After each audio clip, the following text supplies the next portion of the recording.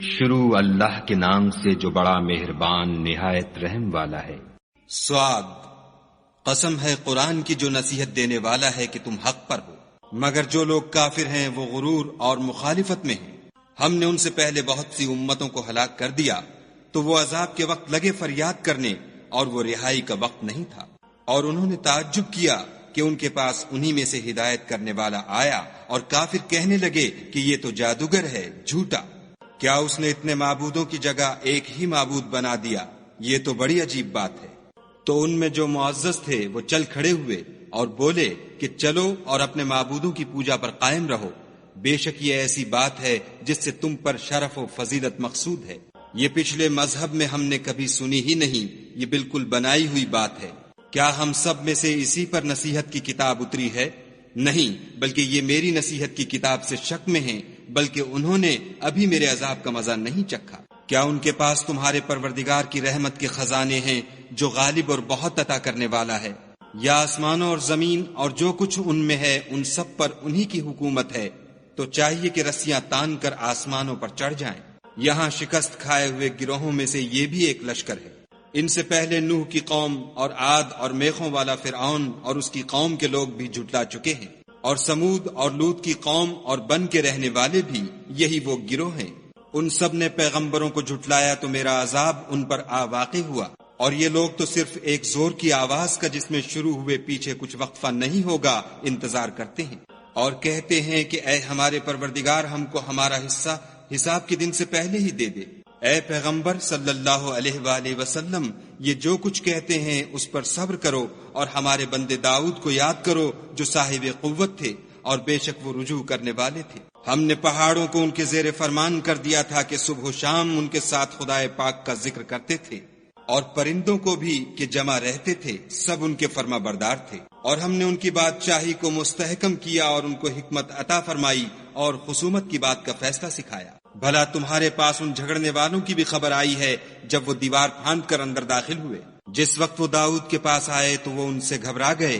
انہوں نے کہا کہ خوف نہ کیجیے، ہم دونوں کا ایک مقدمہ ہے کہ ہم میں سے ایک نے دوسرے پر زیادتی کی ہے، تو آپ ہم میں انصاف سے فیصلہ کر دیجیے اور بے انصافی نہ کیجیے گا، اور ہم کو سیدھا رستہ دکھا دیجیے۔ کیفیت یہ ہے کہ یہ میرا بھائی ہے، اس کے ہاں 99 دمبیاں ہیں اور میرے پاس ایک دمبی ہے۔ یہ کہتا ہے کہ یہ بھی میرے حوالے کر دے، اور گفتگو میں مجھ پر زبردستی کرتا ہے۔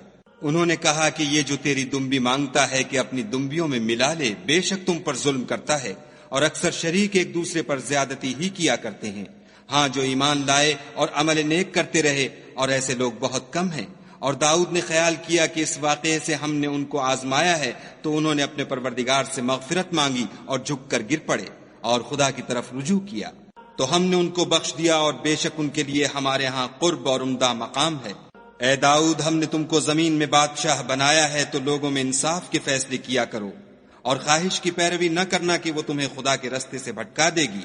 جو لوگ خدا کے رستے سے بھٹکتے ہیں ان کے لیے سخت عذاب تیار ہے کہ انہوں نے حساب کے دن کو بھلا دیا۔ اور ہم نے آسمان اور زمین کو اور جو کائنات ان میں ہے اس کو خالی از مصلحت نہیں پیدا کیا۔ یہ ان کا گمان ہے جو کافر ہیں، سو کافروں کے لیے دوزخ کا عذاب ہے۔ جو لوگ ایمان لائے اور عمل نیک کرتے رہے، کیا ان کو ہم ان کی طرح کر دیں گے جو ملک میں فساد کرتے ہیں، یا پرہیزگاروں کو بدکاروں کی طرح کر دیں گے؟ یہ کتاب جو ہم نے تم پر نازل کی ہے بابرکت ہے، تاکہ لوگ اس کی آیتوں میں غور کریں اور تاکہ اہل عقل نصیحت پکڑیں۔ اور ہم نے داؤد کو سلیمان عطا کیے، بہت خوب بندے تھے، اور وہ خدا کی طرف رجوع کرنے والے تھے۔ جب ان کے سامنے شام کو خاصے کے گھوڑے پیش کیے گئے تو کہنے لگے کہ میں نے اپنے پروردگار کی یاد سے غافل ہو کر مال کی محبت اختیار کی، یہاں تک کہ آفتاب پردے میں چھپ گیا۔ بولے کہ ان کو میرے پاس واپس لاؤ، پھر ان کی ٹانگوں اور گردنوں پر ہاتھ پھیرنے لگے۔ اور ہم نے سلیمان کی آزمائش کی اور ان کے تخت پر ایک دھڑ ڈال دیا، پھر انہوں نے خدا کی طرف رجوع کیا اور دعا کی کہ اے پروردگار مجھے مغفرت کر اور مجھ کو ایسی بادشاہی عطا کر کہ میرے بعد کسی کو شایع نہ ہو، بے شک تو بڑا عطا فرمانے والا ہے۔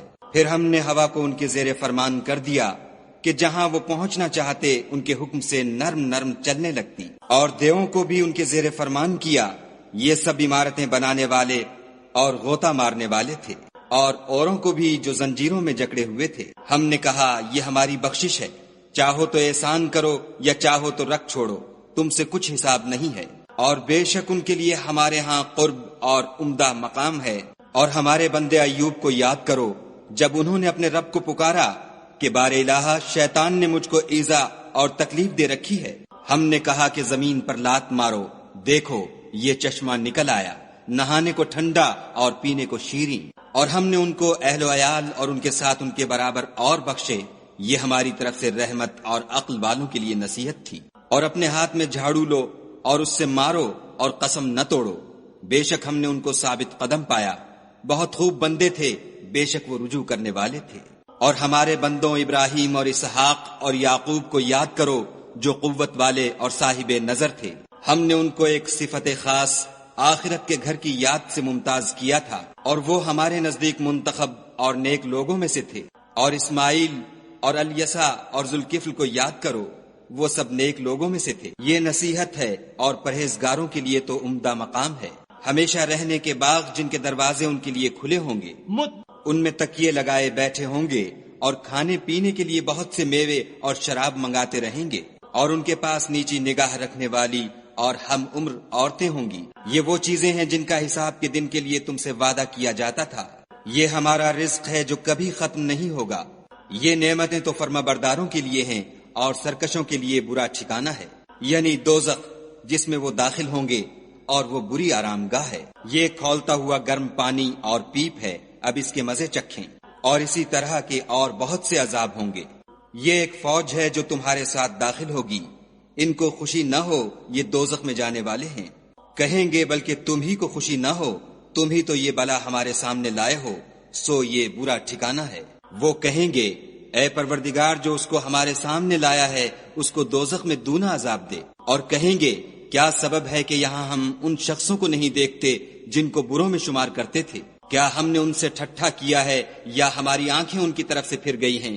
بے شک یہ اہل دوزخ کا جھگڑنا برحق ہے۔ کہہ دو کہ میں تو صرف ہدایت کرنے والا ہوں، اور خدائے یکتا اور غالب کے سوا کوئی معبود نہیں۔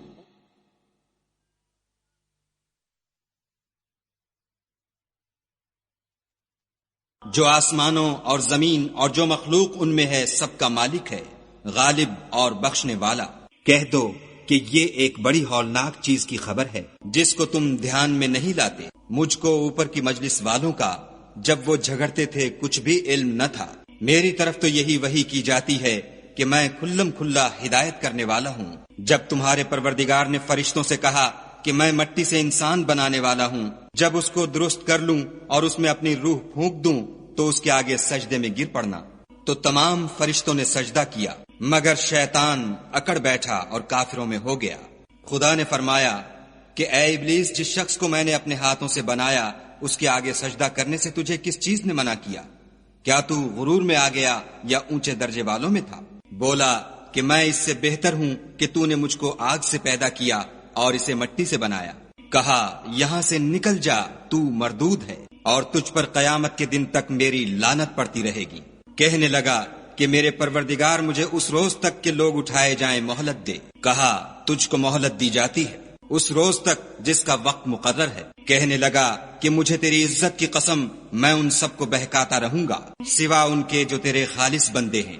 کہا سچ ہے اور میں بھی سچ کہتا ہوں کہ میں تجھ سے اور جو ان میں سے تیری پیروی کریں گے سب سے جہنم کو بھر دوں گا۔ اے پیغمبر صلی اللہ علیہ وآلہ وسلم، کہہ دو کہ میں تم سے اس کا صلہ نہیں مانگتا اور نہ میں بناوٹ کرنے والوں میں ہوں۔